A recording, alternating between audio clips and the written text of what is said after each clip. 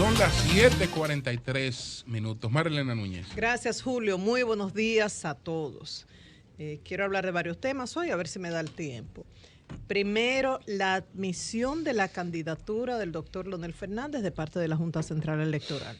Recordando, primero la Junta dice, pospuso esa decisión hasta tanto el Tribunal Constitucional fallara. El lunes hubo un fallo del Tribunal Superior Electoral que dice, Leonel Fernández no tiene ningún tipo de impedimento constitucional y o legal para ser candidato. Ante eso, la Junta admite su candidatura. ¿Qué queda pendiente? Un recurso interpuesto ante el Tribunal Constitucional y ya el Tribunal Constitucional fijó fecha, el viernes 29. O sea que mientras tanto tenemos que la Junta Central Electoral admitió la candidatura y se está a la espera de ese fallo del Tribunal Constitucional, que puede ser acorde con eso o contrario a esto. Entonces, para la toma de estas decisiones, mucha gente quisiera elementos políticos, pero hay ingredientes técnicos y jurídicos. En términos políticos, los contrarios a Leonel Fernández lo quieren ver fuera del juego. Hay otros que no son tan contrarios a él, pero a ellos les conviene que él se mantenga en el juego porque divide los votos y se va a una segunda vuelta, y hay algunos que tendrían más posibilidad en una segunda vuelta. Pero para fines de la Junta, de las altas cortes y de la población en sentido general, nos conviene que este tipo de decisiones se tome a nivel técnico, a nivel jurídico, con opiniones encontradas de abogados reconocidos, con una sólida formación. ¿Qué puede uno opinar? Que no ha estudiado derecho. ¿Qué uno hace? Uno busca la asesoría de estos especialistas. Y, por ejemplo, para mí una referencia con credibilidad es Pancho Álvarez. ¿Qué dijo el abogado Pancho Álvarez, Francisco Álvarez? Que ante ese fallo del Tribunal Superior Electoral, técnicamente era correcto que la Junta admitiera esta candidatura. Finjus, ¿qué dijo? Lo mismo. Entonces, aparentemente, a juzgarlo por la opinión de algunas instituciones y algunos abogados reconocidos, la Junta en esta ocasión hizo lo correcto. En principio, cuando pospuso la decisión, yo me preguntaba, ¿sería una evasión?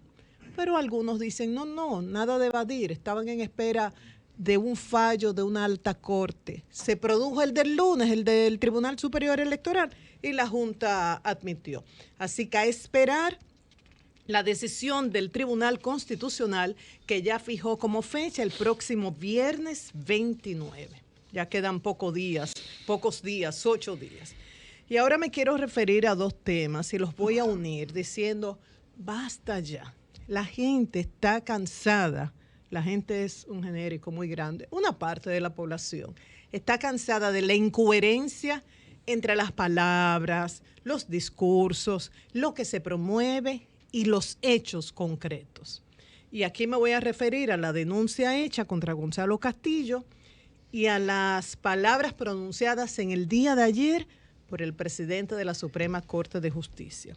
Entonces, en cuanto a la denuncia hecha con relación a la gestión de Gonzalo Castillo, hace falta que el gobierno fije una posición y explique lo denunciado por la periodista Alicia Ortega en el informe. Y digo esto, Alicia se ha caracterizado por investigar, ella dijo todo el tiempo que tenía investigando esto, presentar documentos, muchos de los datos que presentó han sido publicados inclusive por la Oficina de Contratación y Compras del Estado, y utiliza las técnicas objetivas del periodismo. ¿Que pudo haberse equivocado? Sí, pero le corresponde al gobierno decir si esto es cierto o no, si se malinterpretó y, de ser cierto, tomar medidas. ¿Y por qué yo digo que el gobierno tiene que explicar esto que ha dicho Alicia? Alicia habló de contratos entregados de manera irregular entre abril y octubre de este año, antes de las primarias, para la compra de material utilizado en el asfaltado de calles y carreteras en Higüey, La Romana, Villaconsuelo, Constanza y Asua, por un total de 11.500 millones de pesos.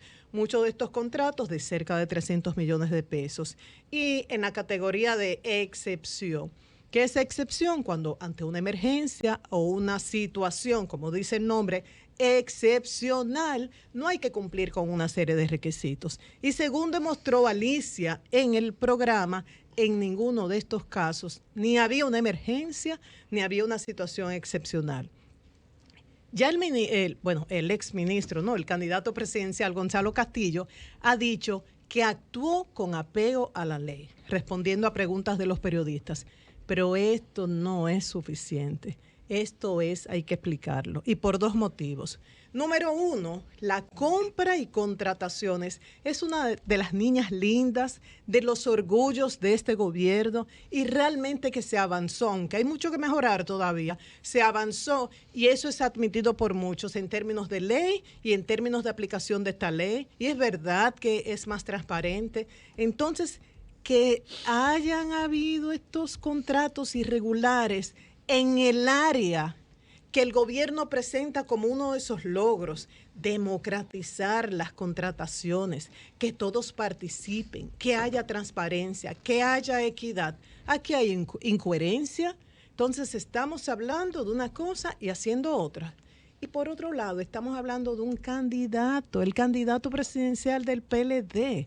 O sea, de ser cierto esto, si yo iba a dar mi voto, o Juan, no me voy a poner a mí como ejemplo, Juan o Juan iba a votar por Gonzalo Castillo, ahora lo piensa, porque dice, voy a votar por una persona envuelta en estos casos irregulares. Entonces, el gobierno tiene que responder y no quedarse en eso de que todo lo que yo hice fue con apego a la ley, que fue lo que dijo Gonzalo Castillo.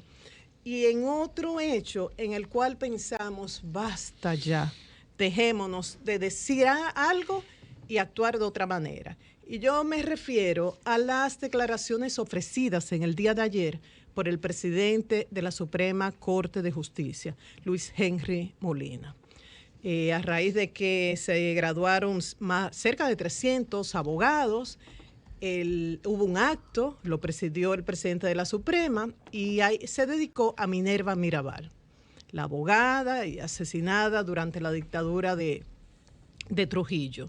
Y ahí el presidente de la Suprema decía que los feminicidios eran como una hemorragia y que bastaba ya de someter a las víctimas de la violencia a intensos interrogatorios delante de personas desconocidas y teniendo que revivir lo que ya habían pasado.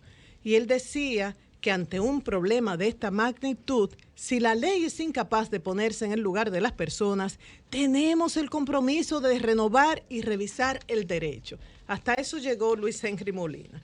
Entonces, con todo el respeto que me merece él como persona y por la posición que ocupa, tengo que decir que eso me suena a mí a bla, bla, bla. ¿Y por qué?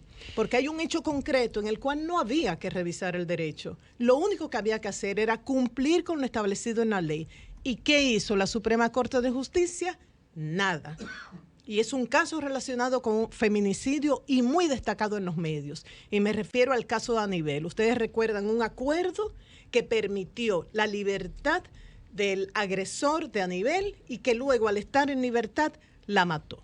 ¿Qué hizo el Ministerio Público? Aunque lo hizo tarde, después que fue asesinada Anibel, lamentablemente, y después del escándalo de los medios, el Ministerio Público investigó, suspendió a la fiscalizadora, que ni siquiera voy a mencionar nombres de ellos, porque lo importante es el organismo que supervisa a estos funcionarios. La suspendió. Emitió orden de arresto. Logró que fuese arrestada. Pidió medida de coerción. Y tengo entendido que hoy ya se logra que sea enviada a la cárcel de Najayo. Entonces, el Ministerio Público, ustedes dirán tarde, es cierto, pero cumplió. ¿Y qué ha hecho el Poder Judicial? ¿Y qué ha hecho la Suprema Corte de Justicia?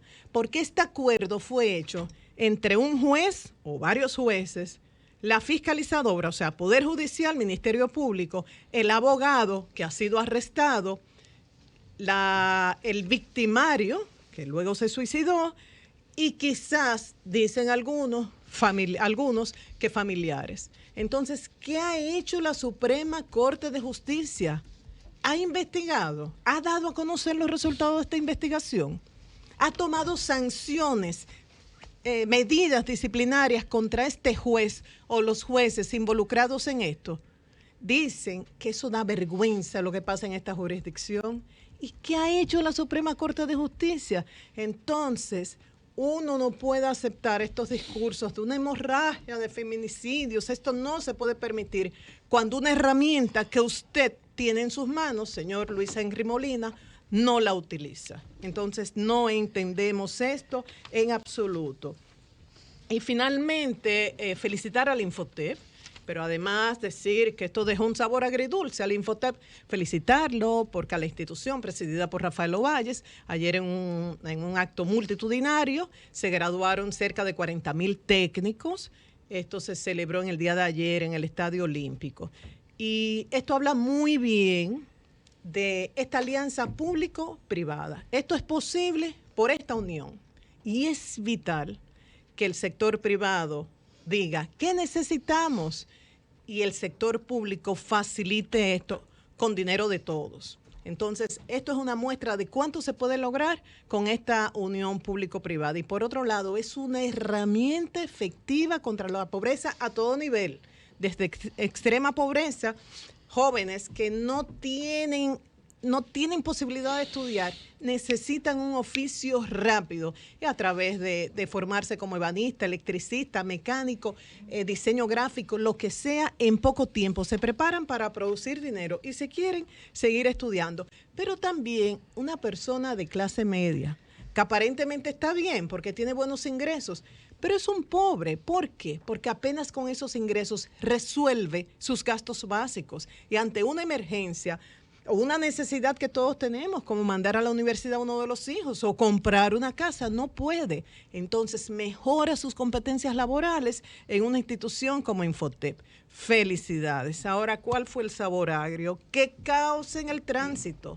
Todo el mundo criticaba cómo hicieron esta actividad en horas pico, cuando habían 40,000 graduandos, cerca de 200 guaguas, desde las 2 de la tarde. Y la actividad era a las 5:30 de la tarde. Ya ustedes saben, ese cuadrante y las calles aledañas, la Kennedy, la 27 de febrero, la Máximo Gómez y la Ortega y Gasset. Eso fue un infierno para personas que iban a dirigirse a sus trabajos, a sus diligencias, a sus estudios y no podían. Cerca de 200 guaguas estacionadas en la zona y un caos en el tránsito desde las 2 de la tarde hasta que terminó la actividad. Así que felicitamos al Infotep, pero en otra ocasión escojan otro lugar u otro tiempo para cuidar el tránsito. Amado.